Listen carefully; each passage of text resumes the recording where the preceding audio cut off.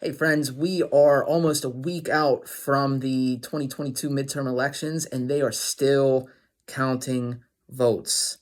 Now, going into the weekend on Friday, it looked like a few Republicans were hanging in there. They were running competitive races. And then over the weekend, lo and behold, we had in some voting areas and counting areas, we had cameras going out, we had machines not working. And all of a sudden, over the weekend, Democrats got just enough votes in just the right areas to eke out wins, and it looks like they will retain a majority in the Senate.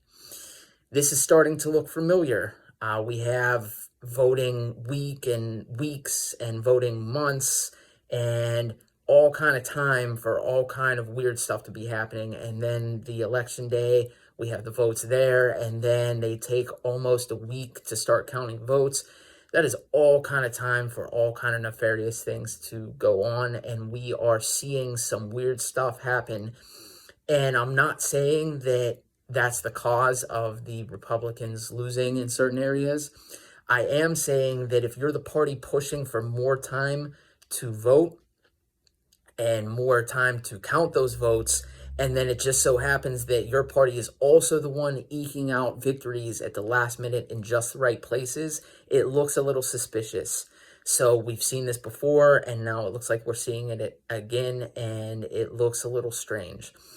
Now, last week we discussed other reasons why the Republican red wave never came, and we talked about people wishing to retain their so-called right to an abortion, which I think was a major factor. These social issues drive people out, and the overturning of Roe v. Wade with the Dobbs decision in June, I think, was a major factor. But again, I'll say I will take the overturning of Roe v. Wade and bad midterm election results any day of the week. I think that it's worth it for those children's lives who were saved in states that decided to enact some restrictions on abortion. And so many women couldn't kill their children, and so many lives were saved between June and November, and I think it definitely worth it. But other reasons Republicans may have lost is just simply relying on the endorsement of one person, maybe Donald Trump, and relying on his endorsement just isn't wise. Running on nothing but that and then maybe some simple slogans isn't wise. I think people don't want to hear that right now. They don't want to hear about the 2020 elections. They don't want to hear about whether Donald Trump is endorsing them or not. What they want to hear is real solutions.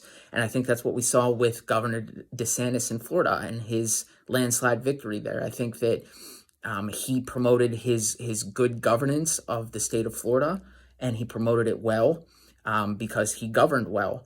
And that's what people want to see is either good governance or the possibility of good governance. They want to hear how you're going to raise the cost of lower the cost of living and raise our economy. They want to hear about how you're going to keep people safe. They want to hear about how we're going to fight liberal agendas in our schools and also how we're going to save the lives of children in the womb. So those are the things that the American people want to hear.